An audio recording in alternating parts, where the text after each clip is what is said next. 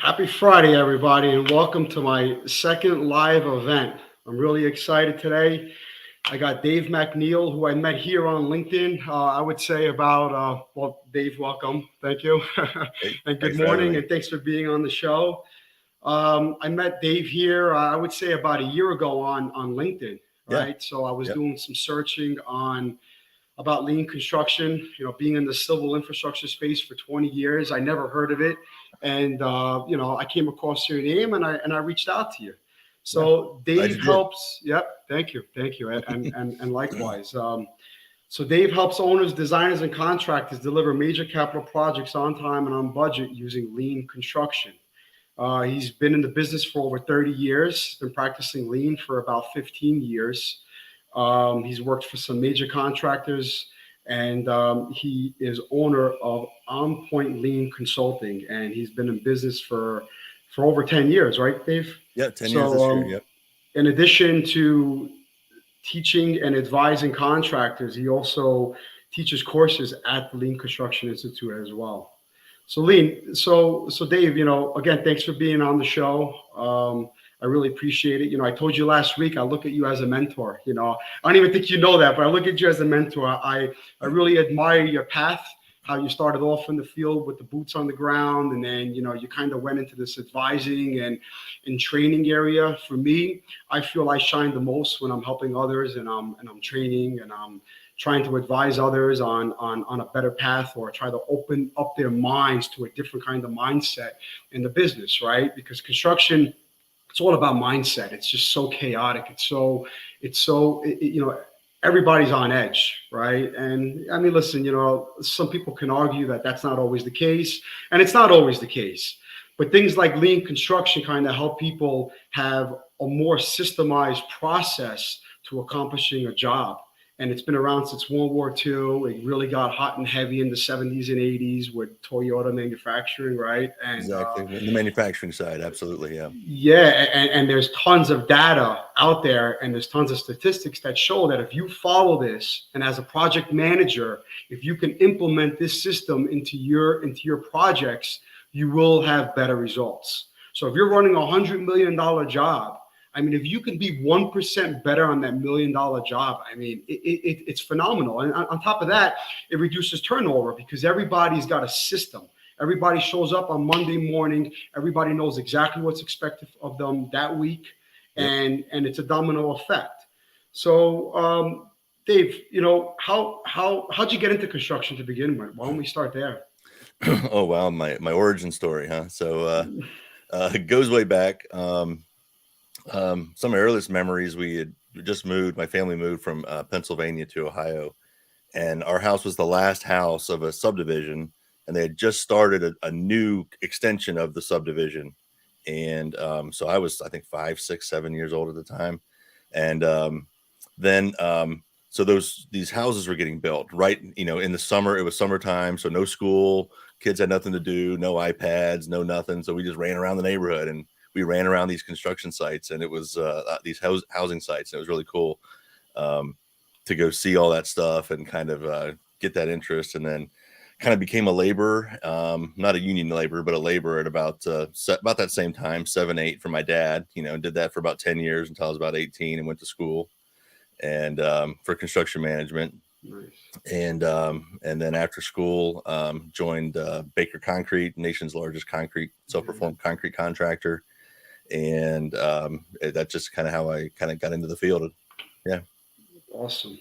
So, okay, so you started off, boots on the ground. I know you were out in the field for a long time, and I've talked to quite a few people in the lean construction world, and they say, the difference between, I mean, let's be honest, the difference between a really good lean consultant and a not so good lean consultant is the fact that, you're able to see eye to eye with the people out in the field because you have that experience. You know what's going through their mind, Yeah. and lean. I've done a lot of research on lean. Lean is not so easy to comprehend. It takes a lot of effort to get everybody on the same page, right? So Yes. communication is insanely vital, right? And let's face it, a person who gets into the trades is not worried about dealing with Post-its all day long and reading and writing and doing technical stuff. I mean, they want to be out in the field because they want to work with their hands, Right. and that's great. That's tons of fun. Absolutely. Being able to communicate the message with them is so vital. So, how'd you get started in coaching lean? Yeah, so I'd been at the concrete company for 15 years or so, and there was some um, talk amongst the upper brass from other companies about, hey, there's this thing lean coming down the pike, and nobody knew what it was. I don't think so. Um, President came back and said, hey, we need somebody that can go figure out what this is and come back and tell us if we need it. And so I got picked to do it. I didn't volunteer. I was voluntold. You're going to go do it. And I'm glad I did, but I didn't at the time. And I went and I did. There wasn't anything on it. There was no books. There was no anything. I don't even think there was a lean construction website of any kind. I did find a white paper from Glenn Ballard. He was one of the fathers of the thing. And it's like almost a 400-page PhD dissertation paper. And it's a lot. But there were a couple of groups in our area in Cincinnati that were doing it. And so I was able to glean a little bit. But from what I could tell, it was just this is just planning. This is just communication. And we talk, we communicate, we schedule. So I went back and I said we already do all this stuff. We don't need this. We already do it. And I think it's just for the general contractors to really just keep their thumbs on the subs and get them to give them a date, and then they nail them to the cross when they don't need it. It's like I'm like, just back away from this thing. So that only worked for about a month or two. Then they came back and said, you know what, you might be right, but you might be wrong. So why don't you go back and try again? And that's when I found the Lean Construction Institute. And it was right around that time I went to a 2-day seminar with Glenn and Greg Howell, the two founders. And that's when the light bulb went off. That was like, oh my gosh, this could really, really make an impact with what we're doing. I don't understand like 70 to 90% of what they're saying, because a lot of it was kind of theoretical. And but I'm like, well, this there could be some stuff here. So we dove in. We did a pilot project. Started in like 2006-07 on a pilot project, and after about 2 or 3 weeks, the light bulb went off. I was like, wow, this is really a game changer. This is a different mousetrap. And I was really kind of selective too, because we brought in a group of consultants to tell us, kind of how to do it. And they gave us like 10 or 12 things, and I didn't understand 9 of them. So I threw those off the truck immediately. Like, I don't know what this is. I don't know what this is. Well, we're going to do these 3. I can get my head around these. So that's kind of how we started. And I regretted that later, throwing all those other things off, because they all do matter, but I couldn't understand what they were. So I just didn't do them until later on. Then I picked them up. So we did it on the one project for 1 year, had great results. It wound up being one of the highest productivity jobs of that kind. We had like 17 other mid-rise concrete frame buildings that we had done in the last 3 years that we could compare that were pretty similar, highest productivity. And my life was just better. Even if the numbers said something else, I was sold that this is the way to do it. Awesome. So then the next year we did it on 5 projects, all the other projects I had going on in my area. So we started with 1, went to 5. At the end of our second year, we looked and said, hey, what is this doing? And what's the benefit? What's the KPIs? And they said, check your safety first. I'm like, oh, okay. I didn't even think about that. I know things are going well. We're communicating. The jobs they're all on schedule. I'm not getting these late night calls and yelled at. And so, hey, I think it's going good by mine. So I looked at the safety numbers, and I compared the 5 lean projects to the 15 other projects that were going on in surrounding areas that weren't doing lean.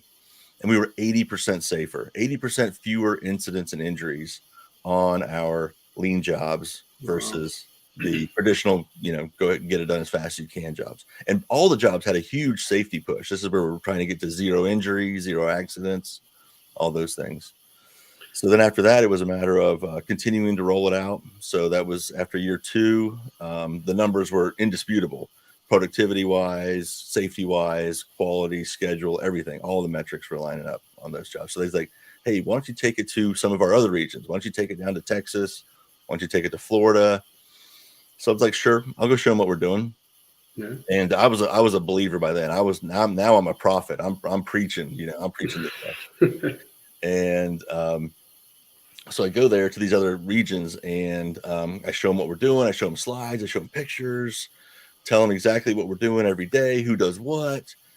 Pictures of people with the same color hard hats, everything. It's not just like I'm showing them about people in a Toyota factory.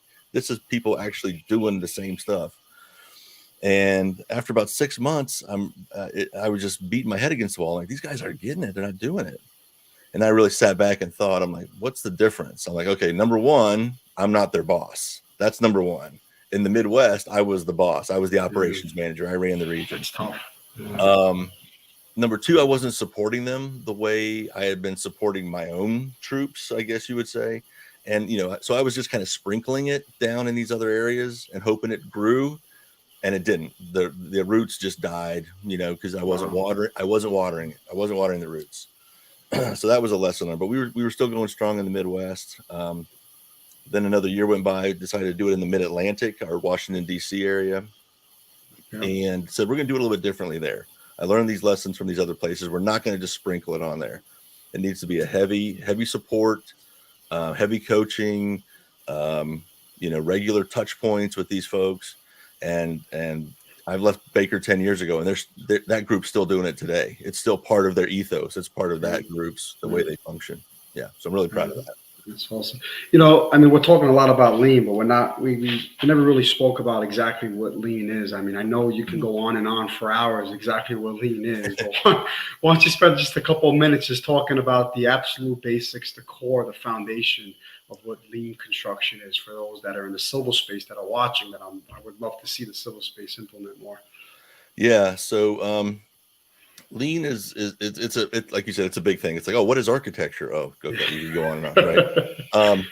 But it's really about. It got its name from some researchers that went to see to visit some Japanese factories, and they were from the big three in Detroit.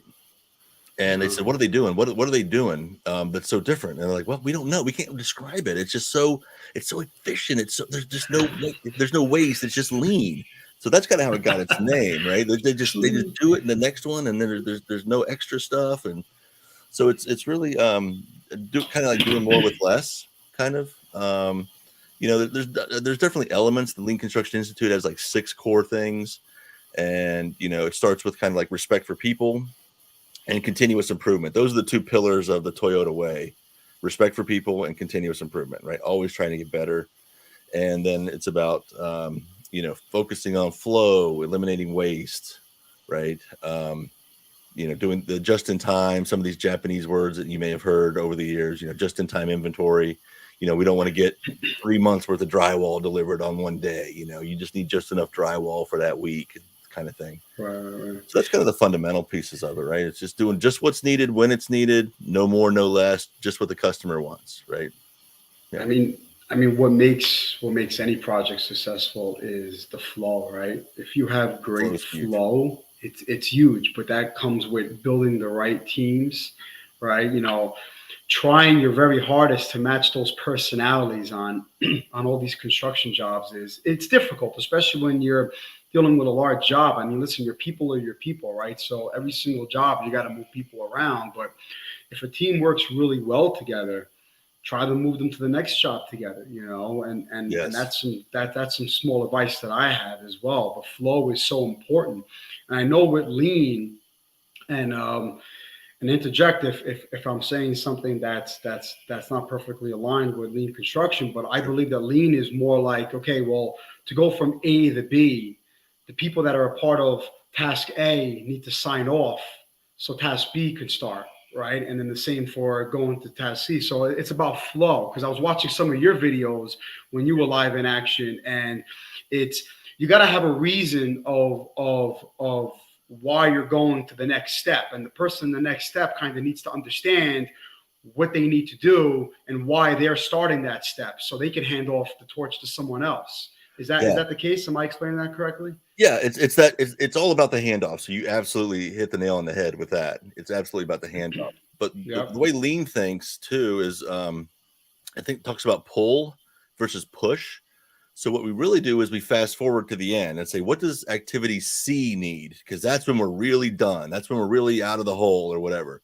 So to get absolutely done, what for C to finish the job, what does B need to do? So what do they need from B? Okay. Right. And then what does B need from A? So it's really going backwards. Right. C, B, C, or C, B, A. Yeah. Yeah. Yeah. Okay. So it's looking at the request. So you do it when it's needed, right? And that gets you that optimal path. I don't want to say critical path because that's like P6 scheduling and stuff, but which is kind of a push, forward looking and pushing things. Right. We want to start with the end in mind. Like, okay, when do we need to complete this phase so it can kick off the next phase of work, right? That kind of thing. Yeah. So, I mean, I guess this kind of goes into the next question. What are some tangible benefits that your clients get from applying lean construction on their projects? I know you kind of touched up on it, but if you could just give a little more. No, there's definitely some key metrics there for sure. Yeah. We saw some big ones at my at Baker there, right? I did a presentation for showing on a 9-month job. We did one for 35 million and the other for 30 million. $5 million difference, bottom line, right? Bang. Wow. Both side by side on the same project site, going at the same time, right? 2 different workforces, one doing lean, one not doing lean, right? So that's a case study. But the numbers in the industry are pretty miserable. Stuff I've seen have been rating, just 70 to 90% of all projects fail, cost, schedule, or performance or function. Something was just it was like 95%. I saw 95, 98% fail at least one of those 3, right? The big 3. Did it cost more? Did it take longer? Does it do what we wanted it to do at the end? Right. Which is horrible, right? That's like Terrible. That's terrible. So what you see with lean is you're seeing the opposite, right? Instead of seeing 70, only 70% of projects failing, you're seeing 70% of projects succeeding, 70 to 80. You meeting budget, on time, on budget, met everything. Perfect. Wow. Exactly what you want. So I have a client. They in kind of the Southwest, and they've got like 200 projects they've been doing since I've helped them in 2015. I think I started there with them, and they were just reported out that they're at 78% of their projects now hit all KPIs, every KPI, right? Which is, most are doing, 10 to 15% or hitting exactly the way they wanted to. Yeah. Wow. That's, I mean, I've asked around a lot why this isn't implemented in the civil space, and I actually spoke to several regional managers in the civil space that I know from the last 20 years, and they do say that some of the larger contractors are using it, but it's not utilized enough.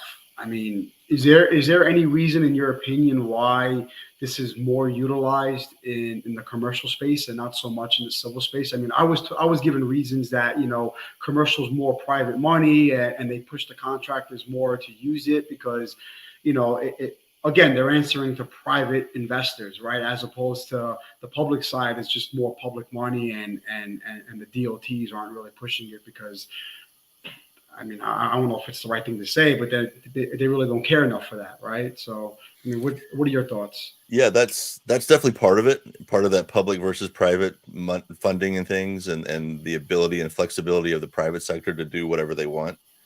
But it definitely started in the hospital section with a hospital system, Sutter Health, and back in the late 80s, early 90s, I think, right in that time frame. They had just finished a big capital program, and I think it was 5 billion or 7 billion. It was a number with a B. I can't remember how much. I think it was like 7 or 8 projects, major projects, and every single one of them was over budget. Every single schedule was blown dramatically, Wow. and every single one of them was in court. That had to be settled by a judge in a courtroom. Oh my gosh. All 3 miserable performance. So then then some regulations came out where they had to upgrade and really harden the hospitals in California because of the earthquakes. And so that was going to be like another $7 billion or something to do all that, plus their other expansion work. So they said, well, And then there was this stuff that they found out about lean and lean construction and this contract model called IPD, which is integrated project delivery. So that's basically a joint venture where the owner, the architects and designers, and the general contractor, and all the major trade contractors form a joint venture. Right, we're in it together. We sign up as if we're our own company to deliver a project. Right, so it takes down those silos and those walls. So they did that. They said we can't do any worse than we can't possibly do any worse than we did the last several years. So let's just try it, and they did. And that's kind of where it got where the spark was, and then where the flame started to grow. So I think since then Sutter's done, I'm sure it's probably over 30 now, but last numbers I heard were around 26 or 28 projects. Only one of the 27 or 28 didn't meet the metrics, and it was a month late. It had some delays or something, and it was one month late. The other 26 on time or early, under budget, at or under budget, no litigation. Yeah, I mean, it comes from the top. Everybody's really got to push this whole concept on the project, because again, you're dealing with so many different personalities, and I mean, I don't know how other industries are, but in construction, I mean, to get people to change their ways after doing something for so long, it's very, very difficult. And again, you're dealing with those big personalities. Yeah, it's being shooed away a little bit. It's being shooed away. Earlier it was, because it's like, they're just cooking the books, or there's just all this stuff. It was just like, we're not really, kind of like GM when they heard about what Toyota was doing, or in the early days, they're like, that little Japanese company, what do they know? We're GM and we're for, and like, they shoo them away. Yeah. But now the data's coming in, right? Now we've been doing this for a couple decades. And right, there's hundreds of projects now that are proving that they can do this. That's great. So, and that's why but mainly commercial, right? So the civil side, it's still there, but it's there's different forms of it. So I think a lot of civil guys and gals, they have some processes that are lean, and almost every company does have processes that are lean, but they think that that's the only piece of it, right? They have to manage equipment. They got big expensive cranes and excavators and yurts and things to haul dirt and all this stuff. So they really want to optimize that, right? They got to keep that stuff working, right? They don't want it sitting in the yard. So they have some things to keep that, some processes for estimating, processes for operations to keep that going. Right. But it's been in some things like some bridge work. I've been brought in to help on some bridge, some complex bridge work, some civil elements, some public money too. Even with the federal government is doing it on some of their embassy work. So I've got several embassy projects around the world that I'm working on. So it's being pushed into that market because they see it, they want it.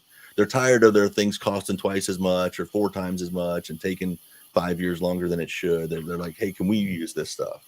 So it's coming a lot more into the public sector every day. And yeah.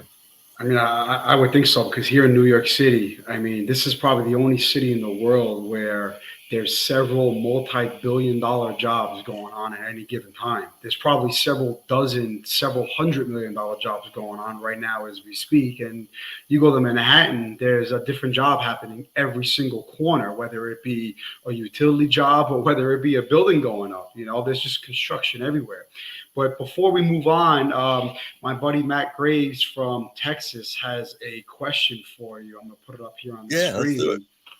Oh, you're going to make me read this? I'm going to put my glasses on? How can an owner's rep who doesn't have a direct control over the work facilitate the lean mindset and principles on their projects? That's a great question. And this is perfectly aligned with what we were talking about. It's how, well, anyways, go ahead and you can answer the question. Yeah, you could start up front by putting it in the front end documents and requesting it, saying we want this to be run lean, and we want to have this done, and the owners have probably the most ability to make it happen, right? It was that owner healthcare system that made it happen in California. It wasn't a GC, it wasn't any of that. But the owners also have to put their money where their mouth is too, right? And if it's a team that's never done it before, they're going to have to get coaching. They're going to have to get training on how to do this and support while they do it, because it's a lot of it's common sense, but common sense isn't all that common. So you got to get people to help do it. So what you can just ask for it nicely, and maybe you can search for contractors that actually already have that in their resume, right? That already have proof that they do it. Now, anybody can Google it and put it on their, put it on their resume, or on their proposal that they do it. And I've seen a lot of that. I've actually been hired to help weed out companies that, like, do these guys really do lean, or are they just yanking my chain? And you can do that. It's pretty easy to see. You can tell the ones that are really doing it. So I guess, first of all, make it part of the contract, make it part of the what you want to do on the project. Now, if the project's already going, that ship's already left the docks. But then you can also bring some of this training into the project too, with pull planning and weekly work planning and learning and studying variances. But it's probably not going to go over the best unless it's been kind of sold to the group that this is what we want to do and this is how we should do it. So again, upfront first, if not, get consensus, get buy-in from the group. Like, hey, do you think we can apply it to phase 2 of our project? Hey, let's do it. Let's bring it in. Let's get some help. Let's get started and go from there. So you don't have to do it from the very beginning. It helps if you do it from the very beginning, but you don't have to. Okay, and this kind of goes into another question by Clyde King. What would be a good way to approach a construction company about going lean versus what they have done for the years? And this kind of goes back to what we were talking about before, telling a contractor who's owned the business for 20, 30 years, hey, I want you to start going lean. To try to push it to a company, it's, one is to start showing, what they say is the results don't really sell because people they don't believe it. They just don't believe it. Like, or it's just like, there's no way they're 30% faster than everybody else. There's so many studies. That's what I don't understand. It's people don't want to take studies make it tangible. Studies make it tangible. So they do, it's there, and in the early days it wasn't there, right? You had to be it was more of a blind leap of faith, kind of thing. Like, we'll try it. Sounds good. So, but now there is some data that you can put out there. There are some studies, research studies from institutions. There's one out of, I think it's Minnesota or Wisconsin, with LCI and some others that studied like 167 projects. There's some AIA reports. There's a bunch of things out there that kind of give that evidence. So, but that's one piece, and if that doesn't really sell, the next thing I would say is look at your pain points. Look at those. How did you do last year? How did you do the last 5 years? And almost every single company I talked to, and from my past life, every year we always had 1 or 2 projects that just torpedoed our bottom line. Wow. I mean, we had like all these projects going. We had 20 projects going. They're all doing pretty decent, but there was that one job that just sunk the ship almost. And if you can get rid of just that one, right? You're going to be so much better. So, but also it's look at your pain points. Are your jobs in a frenzy? Are you always firefighting? Or are you in just kind of a nice steady state, right? So if you have dissatisfactions, we call them, dissatisfactions with safety, with quality, with schedule, with budget, then lean can help all those things, right? So you're going to have to do that presentation of that. But maybe if it's not like the results don't sell, go to pain points. That'd be my recommendation. Go to pain points, and again, this actually probably goes right into the next question. So we're getting hit with questions, and I'm loving it because everybody's engaging. Ian Gray says, "What advice do you have for younger folks in the industry who want to push their companies to start adopting more lean principles?" And this kind of goes up to what your answer was just previously before, but in my opinion, it's coming up with those pain points and having a selling argument to your boss and kind of putting this criteria in front. I mean, do you agree with that? Or? Yeah, you could also just try some stuff out. Try some stuff on your own, right? Try to have a little pull planning session or try to do some things, study and just start experimenting. Just start doing little experiments, right, on your own. And that's what I was doing in my first 4 years, starting in around 2001. I didn't know anything about lean. I had read some books about manufacturing and process operational excellence type stuff. And so I just started experimenting on my project. I just started applying, like, hey, we could try that. Why don't we, not do this, and let's try this a little different thing. And that's what I was tinkering for about 3 or 4 years with, that kind of stuff, before I found the Lean Construction Institute, and then that really caught on fire from there. But yeah, I'd say experiment if you're younger. Talk to your folks. In the case study example, we sent some commercial guys that had been doing lean for a couple of years in my Midwest group. We sent them to an industrial project in Alabama, and they were sold. They're like, there's no better way to do this. So they get down there and they see the Wild West. In my presentation, I talk about it being like Apocalypse Now, where he gets to the bridge and everybody's screaming and firing in the dark, and nobody knows what's going on or who's in command. And it's like, oh gosh. So these two guys go down, and the Jim and Joe in the case study, and they're like, hey guys, why don't we try this? Why don't we try it? And they called me up and said, hey Dave, we're gonna try to tell them what we're doing up here with lean. Why don't you think we can do this? I'm like, they're probably going to tell you to go fly a kite. It's probably what they're going to tell you. You can try it. And they're like, no, we think we could, it's the Wild West out here. It's Apocalypse Now. What we can't do any worse, So I'm like, okay, give it a try. And they called me up, a week or two later and said, hey, they're going to do it. And I'm like, wow, okay. What'd you do? We just kind of showed them some stuff. We showed them the Toyota Way stuff. We talked about that. We talked about flow, and we talked about these things, and they actually started teaching. One of the things we did to get people started was read the book The Toyota Way, and it's by Jeffrey Liker. It's I forget when it came out, 2004 or 5, somewhere in that range maybe. And it became our Bible. It's those 14 principles, and they just started taking some of that down there and showing them what they were doing. And they said, and because they were so overrun on the industrial side that they were on, they were like, let's do it. I don't even care. Let's just try it. We can't do any worse than we're doing now. And they did it. And that's what led to that case study. That's cool. So, all right. So now, we got all these questions about telling people to implement lean, right? And for me, I'm a data person, right? So if I have decades and decades of data, it's going to convince me to go a certain way. It's just the way I am. That's how I make my decisions. I think that's also makes me a good estimator as well, right? And when I was project manager, I was always planning, and I was planning based on historical stuff that happened wrong. But what would you say are the largest struggles for teams when trying to implement this for the first time? Yeah, because it's tough. It's not easy. And again, we're dealing with the big word change. Nobody loves change, right? Yep. Well, not nobody, absolutely. but a lot of people don't. Yeah. You're absolutely right. So some of the toughest things are really getting everybody on board, because lean kind of require.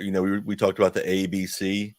If A gets it and C gets it, but B, no, it kind of falls apart, right? So that ball drops, and then we have the normal construction project. Right. So one of the struggles is getting everybody on board, right? Getting everybody singing out of the same hymn book. And that's not easy. And we typically counter that with boot camps and initial kickoff trainings to get everybody in. The GC, all their supers and assistant supers and all their project staff. We get the subs, we get their leadership, their frontline foremen and supers. We get them in there, and we all go through a training, right? So we all get a common language, and we see what's going to be happening, right? This is what we're going to be asking you to do. And we kind of, show the benefits and what you need to do, right? So it's half inspiration and half education, right? So we want them to leave there saying, I'd like to try that. I want to take a piece of that. I'm in, I'll give you my time, my energy. So that can help counter that, not everybody doing it. And, we were kind of lucky at the concrete company was that we were at the front of the train of trades. So we controlled our own destiny. Once the hole was dug and the dirt was moved, we were the only one in our own way, right? Concrete, concrete on top of concrete, building buildings. So we weren't really dependent on other people for that much. Slab on grades, yes, they had to get the underground done. And it really opened the eyes to a lot of our foremen, which were like, hey, we got to get this slab on grade done because we got to get started in this area. Well, go talk to the plumber, go talk to the electrician, like, which we never did before, right? We never cared about any other trade. But they realized, like, hey, if we need to stay on schedule and we need to meet this date, then I need to go down there. And by the way, I'm probably going to go help that plumber if he's having trouble, getting his backfill in or whatever. I'll bucket it in with my crane, or I'll use my front end loader or whatever if he's having trouble or he's struggling. So we really became a lot bigger thinkers and bigger picture, kind of took our blinders off. It's like, wow, there are some people that could really impact us, and with deck pours and things, people have to have inserts and elevator embeds and things, and so we had to coordinate all that. So we became much more deeper thinkers about all the processes that had to go on. So starting on the GC side, what I mean, what team would you say gives the most difficult? Say it again, from the GC side? Yeah, so on the GC side, is it more like the project executives that would give a little bit more resistance with this, or would it be the supers? Would it be the project managers? Oh, okay. Who's kind of that person? Yeah. On the GC side, and then I'll ask you the same thing for the trade. So why don't you start with the GC? And yeah, I'll say it can be any of those, but it's typically best done by the super. Right, the super controls the flow. He's the traffic cop. He's like you guys go. Nope, you stop. He's he's out there all day, every day in the field. So it's the super. It needs to reside with the super. Now, that said, they can rely on other people for parts of this, like collecting the weekly work plans and assembling them into one master plan. You can have a project engineer do that, or an assistant, or anybody can do that, right? Kind of stuff. So you don't have to do every piece of the mechanics by yourself, but the best ones I've seen done are where that superintendent takes the helm, both in the GC world. I'll fast forward to your second question, and the subcontractor world. It's got to be that super. Now, PMs have to help. Sure. Scheduling and material releases and payments and all that stuff to keep the machine fed, right? So that everybody plays a role. Really, everybody plays a role, and everybody should be able to step in for the other person. Like, hey, we're having a meeting, but Bob's sick. Hey, Jimmy's going to jump in there and run it like it's nothing, right? So you want to be 2 and 3 deep at every position, right? And not to say that a PM couldn't be the leader of this, the champion, but I've seen it work well with that. But but mostly it's that superintendent that has that respect. He's the field general, right? He's the one out there calling the shots and making things happen. So yeah, it's them. So, I mean, do you see any resistance between unions and non-union jobs? Because technically, when you hire a union person, you're hiring them out of the hole, right? So even though they're on your payroll, you're paying their benefits, they don't really technically work for you, for your company. Yeah, every company's got their company guys, but you need to get these people that you never really worked for, that you're hiring right out of the hole, to grab onto something like this. So what is your take on union jobs versus non-union jobs? Yeah, well, where I started, we were union in Cincinnati, so we were union carpenters, cement masons, laborers, finishers, operating engineers. Yeah, and no problems. They were all kind of fine with it. Again, but we were kind of the dominant player in the market, especially in the union market, and we didn't get any real pushback either from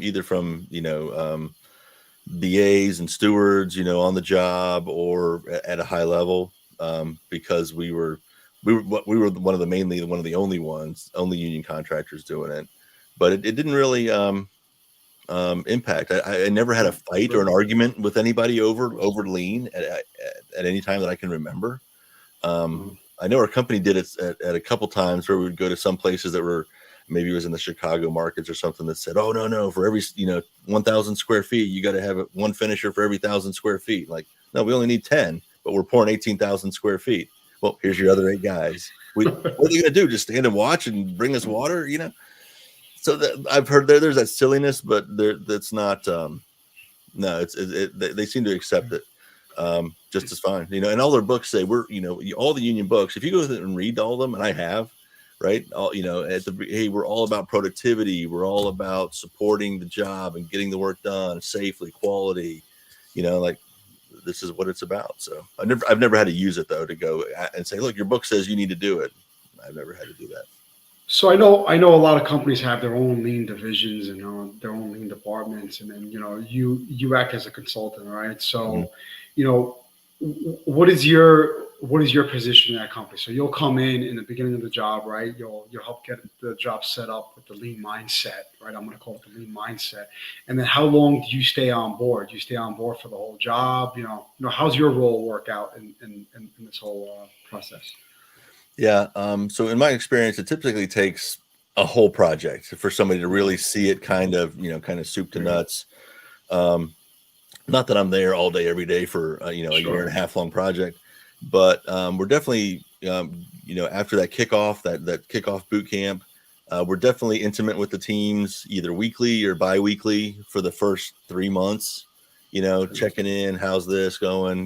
Maybe it's participating in one of their weekly work plan meetings or a pull plan session, or daily huddles, right? So we're coaching them, on how to do this. But after about that first 3 months, they kind of got it. They're still wobbly. The roots aren't deep, but they got it sort of, right? They can pick it up. But then now we're ready to start another phase. Now we're finishing up concrete. Now we're ready to start the steel, or we're ready to start the glazing, or whatever it may be. So now we got a whole new group of people coming in. We got to onboard. We got to train them. So then it tapers off as we go through. But it's typically almost for the life of the job, really, until it's built and they're commissioning and doing the final finishes and things like that. So, but it's very heavy in that first 3 months. First 3 months to get it, and then taper off once a quarter, kind of check-ins and some Zoom calls here and there. Right. Most teams can pick it up and run with it from there. And it's really important to have the key players really, really understand this whole process the first couple of months so they can continue to just push it and implement it as well. So yeah, you want that champion. You got to have that champion on site. They got to be sold. They got to be bought in. Yeah. I'm kind of that river guide, or the whitewater rafting. In the back. I still need everybody to paddle. I'm not going to get this boat down safely by myself, but I know where the rocks are in the road. I can tell you, paddle this way or go this way. Right. And then eventually, once they get it, then I jump out of the boat, go back upstream, and find another boat. Right. Yeah. So that's always the goal. So what makes your company On Point Lean different from, say, like a manufacturing lean company or consultant, let me say? Yeah, well, the manufacturing definitely is a different thing. Some people think that that construction just saw the Toyota way, and then we just started pulling stuff from Toyota and trying to develop, the Toyota, manufacturing into construction. That actually wasn't the way it came together. Toyota was doing their thing, but the lean world in construction was looking at, they've always looked at productivity, right? How do we get more lineal feet of wire pulled? How do we get more cubic yards of concrete, more tons of steel? So there's always been this push, and they kind of came into it kind of at the same time or in parallel. And so that's it is a very different thing. So the tools and the systems that we use in construction, you don't see outside of construction, mainly the last planner system. But a lot of the principles are the same, right? The principles of flow, like you mentioned, how do we get these things flowing? That applies to construction projects. It applies to hospitals, like the flow of patients, and the flow of nursing care around the patients. And it applies to everything. So there's universal principles. But I would say the difference really is just the background, my own background of coming up a lot of years without it, before trying lean, and then just knowing how big construction kind of goes together versus some others that may have come into it from the academic side. That's what kind of makes On Point different. We're all practitioners. Everybody has 20 plus years in construction, boots on the ground, on job sites. Not a researcher, not anything like that. That was makes us a little different. So Dave, unless you got something, is there anything else you want to add to those out there that are listening to this who never heard of lean, or who just want to learn more about it? What else can you add to the conversation? Yeah, I would say just don't be scared of it. It is a big thing. Like we said in the beginning, it's a lot like, what is architecture? What is lean? It's this huge thing. but there's bits and pieces you can start with. And anything you do is going to make you better than you were yesterday. Yes. And that's that whole continuous improvement thing. So you don't have to go hog wild. Start small, experiment, do little things, tweak, but then pretty soon it's going to start catching on, right? So, and you don't have to have a consultant help you. You can learn this stuff. There's books out now that can help folks get on board. If that's how you learn and practice things. Now, obviously I'm a little bit jaded, obviously I think everybody should have a consultant, but that's why you never ask a barber if you need a haircut, right? but anyway, if you need to do it fast, you want it to be solid, you want people to really get it, you need a coach, right? Michael Jordan had a coach, Tiger Woods had a coach, right? So, anyway, so don't be afraid of it, and really be willing to experiment and really look at your pain points. What drives me crazy, man? What keeps me up at night? What do I want to fix? And then just jump in there and try something. Yeah. I mean, for me, with my experience out in the field, it's, every project, it's like owning your own business, right? And your own business that only lasts for a year, you're going to have 2 years, larger jobs for 3 years. And each of these jobs has its own set of people, its own set of demands, right?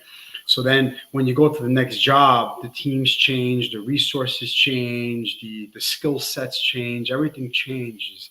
And for me, I feel something like lean construction adds a framework, adds a baseline, adds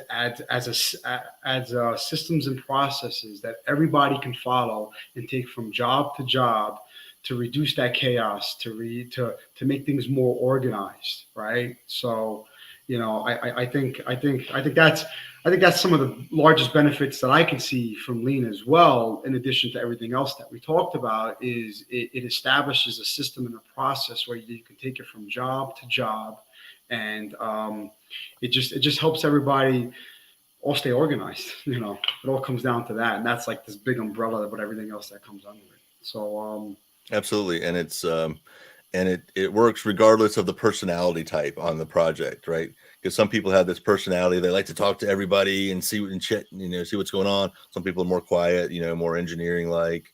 But this raises the boat for everybody. It gets everybody into that. You got to communicate, you got to collaborate in lean, or else it'll fall apart in a couple days.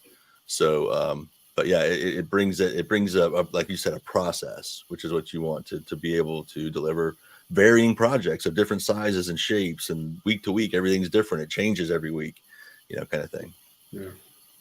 So Dave, I really want to thank you for being my guest on my second live event. Hopefully we could do this again. We always stay in contact. We're always on each other's posts as well. So I really thank you for being a part of this.